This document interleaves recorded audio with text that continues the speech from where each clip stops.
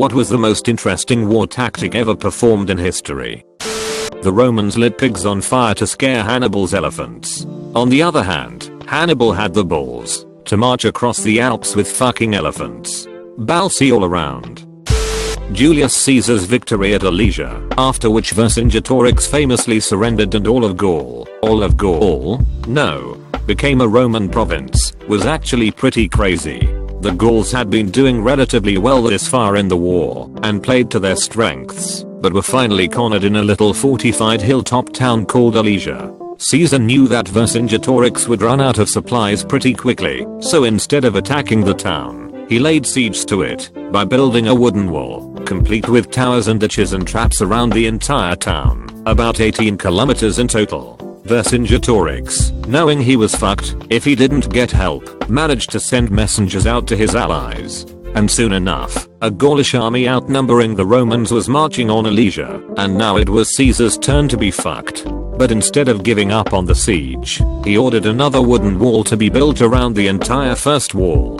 So now he had the Gauls surrounded in Alesia, and was himself surrounded by more Gauls. What followed were a couple of days of intense fighting, with the Gauls almost managing to break through the wall in several places. Mark Antony, who would go on to bang Cleopatra, led a charge to save one section, and Caesar himself took command of the last reserves, personally threw himself into the melee, and turned the tide of battle. Apparently he grabbed his own fleeing men by the collar and hurled them back into combat, and his personal bravery inspired his legions to endure. Eventually the Gaulish reinforcements routed and fled the field, and Vercingetorix, out of supplies and still surrounded, threw his shield at Caesar's feet. I think the double circumvallation must be the craziest tactic that actually worked.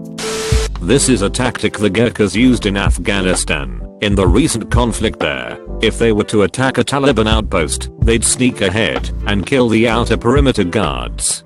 Then they'd cut off the guards' heads and reattach them with sticks. When the guard change happened, the new guards would tap their friends on the shoulder and crap themselves as their friends' heads would fall off.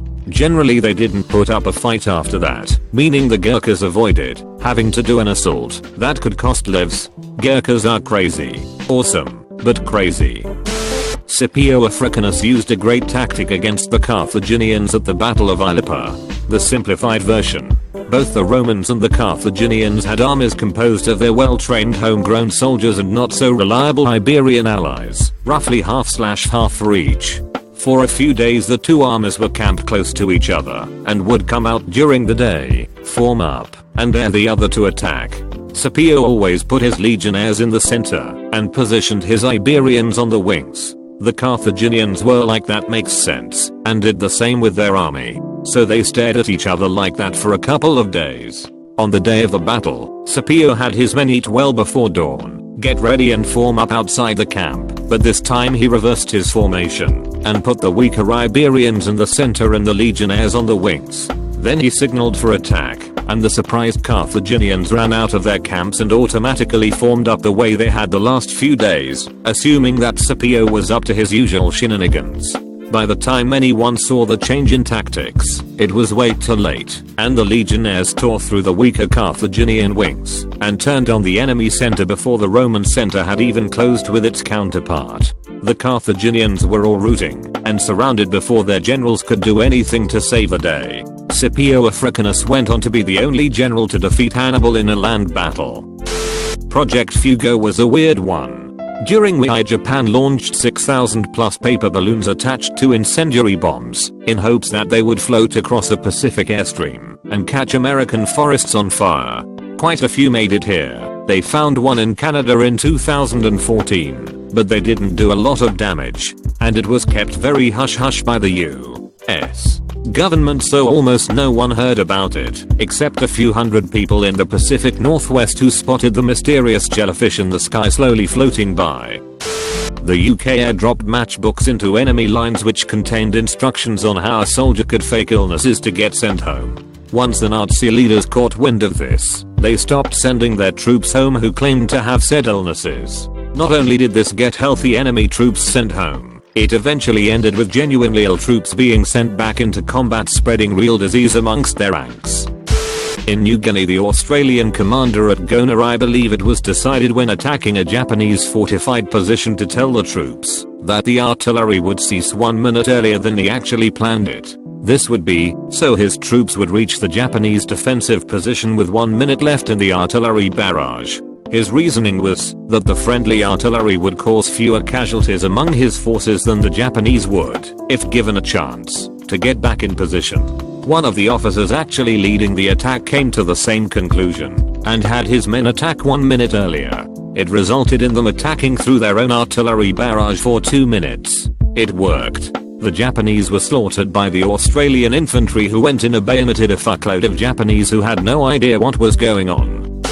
The Celts are said to have got into combat on a few occasions completely naked. It's freaky enough to face off against a large army of big, screaming men decked out in armor, waving swords. But it'd totally fuck with your eye/brain if they are totally buck-ass nude. Just ask General But Naked from the Liberian Civil War. I like the Finnish defense against Soviet. By using snowshoes and skis, they outmaneuvered the larger mobile battalions for years and constantly cut off supply lines. Finland was small and nowhere near the military might of the mighty Soviets, but killed 15 enemies for every fallen and delayed their advancement for years. Knowing the environment and being dressed for the occasion really helped.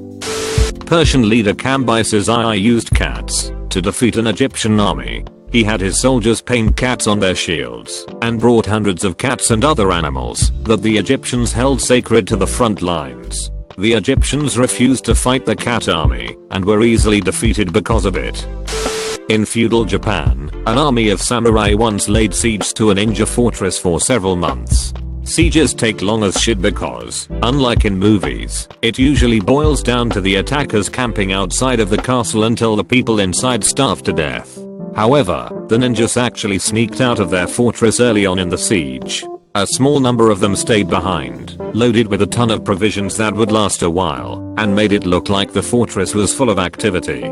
The main group of ninjas, hiding in the forests nearby, began picking apart the samurai war camp over the course of months. They sneaked in and poisoned communal water and food. They set fire to clusters of tents during a dry summer. They broke the small dam/storage built to hold the armor's shit in the latrine system. They placed dead animal carcasses in key points to spread rats and plague. This went on for months. The samurai army, rotting away from the inside, camped outside of a virtually empty castle. A battle from an old Korean-Japanese war. Alright, so the Battle of Myeongnyang. Lee Sun-sin was an admiral until all of this intrigue in the court had him arrested for some non-existing treason charge. Court then tells a guy to replace him and attack some place based on false information fed by Japanese. Guy falls into trap, loses, dies, and some 100 ships are destroyed.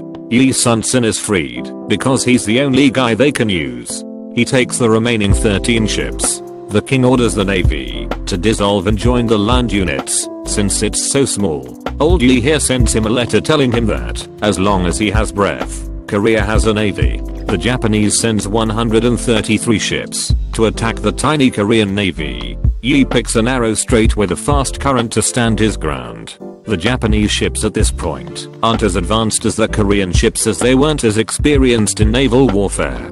They had a design that was less fitted for turning. They didn't have many cannons, and they relied mainly on their muskets and boarding for combat. Also, the strait makes sure that the Japanese navy can only come 10 ships abreast. The fast current flowing towards the Korean navy gives the Japanese speed, but makes it hard to maneuver. The Korean force fires first, sinking some 3 or 4 ships. Then Lee goes out to fight them, but since they are outnumbered by more than 10 times, the Korean force is reluctant to join him.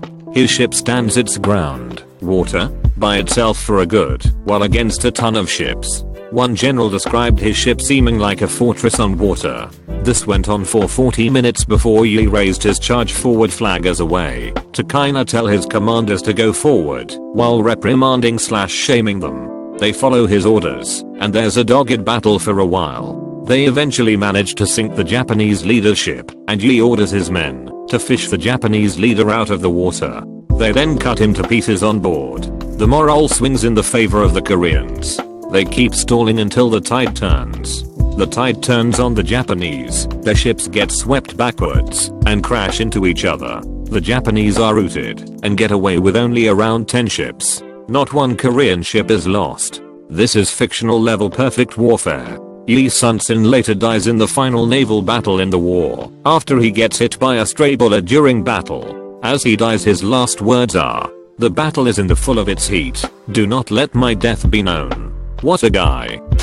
During WI, the Nazis had weapons factories being powered by hydroelectric plants of Privor. England tried to bomb the dams, but couldn't get a direct hit. They couldn't use torpedoes because the dams had anti-bomb netting. Their engineers designed bouncing bombs that would skip on the water and over the nets before exploding. It was mostly a success. The dams broke and flooded the factories downstream. One of the reasons the plague was spread to Europe was because of a battle where the Mongols were trying to conquer this city called Kaffa. Their troops were dying due to the plague, so they launched the bodies into the city using catapults. I find this interesting because it is one of the first accounts of biological warfare. A lot of retreat, burn the big city, surprise turnaround in winter that our army can handle, but the enemy's army can't. Kind of Russian wars. Take the Patriotic War of 1812. General Kutuzov is so badass, he burns down Moscow to ashes, then wrecks Napoleon's army in the winter and goes for them up to fucking Paris. His balls must have been made of steel. Damn. The capture of the Dutch fleet at Den Helder might be one of the most ridiculous and effective attacks of all time. A large number of Dutch warships were docked at Den Helder during a particularly cold winter. Rather suddenly the dock froze over, and the ships were trapped. A French cavalry regiment saw this, and decided that they would charge the ships. They wrapped cloth around the hooves of the horses to soften their blow against the ice, and charged the Dutch as they slept. They took every ship with no casualties. This is the only instance in history of a cavalry charge against a naval fleet. One interesting tactic employed by the Russians in the early stages of WI was the idea of parasite fighters. Basically, smaller fighter aircraft have limited range due to small fuel tanks. Solution? Have a bigger aircraft carry them there. The Zveno SBB was a TB-3 heavy bomber modified to carry two I-16 light fighter aircraft, arming both fighters with 2x 250 kg bombs and having them dive bomb enemy bridges and factories. This had many advantages, such as allowing the fighters to carry a heavier load than they could take off with under normal conditions, allowed the fighters to go farther than they could under normal circumstances. The fighter aircraft could be refueled mid-air and could dock back on the mothership once detached. It was used to a degree of success in WI in this configuration, bombing out Romanian oil fields with concentrated dive bomber strikes. However, that wasn't all the TB-3 could carry. There were many configurations for the mothership, such as the Avia Matka or airborne mothership, two I-16 fighters under the wings, two I-5 fighters on top of the wings, one IZ fighter under the aircraft, attached after takeoff. However, despite numerous highly successful raids, there were clear flaws in the design. The TB-3 couldn't carry more modern fighter aircraft like the Yak-1 or Lag-3, and the I-16 was starting to show its age against the new German Bf-109 fighters, and the TB-3 itself proved unreliable and vulnerable to attack. Raids using Zveno SBB carriers ended in 1942 due to high vulnerability of the obsolete TB-3s and I-16s against more advanced German fighters. While perhaps not as exciting, the Mongols were fascinating because, for all their reputation for barbarism, they were one of the most successful peoples at the use of diplomacy in history. Time and time again, from the Song dynasty to the Cumans to the Russian princes, the Mongols were masters at finding political weak points in alliances and coalitions, and exploiting them to rip them apart, and then pick off the remains piece by piece. Another interesting warfare tactic was, unlike many armies of the day, avoiding killing civilians in the countryside and allowing them to, instead, stream toward the capital cities of their enemies as refugees. The refugees would so panic in the populations of the cities and further strain resources, making taking the cities a much easier task. Honestly, you could put down pretty much everything the Mongol armies ever did on here.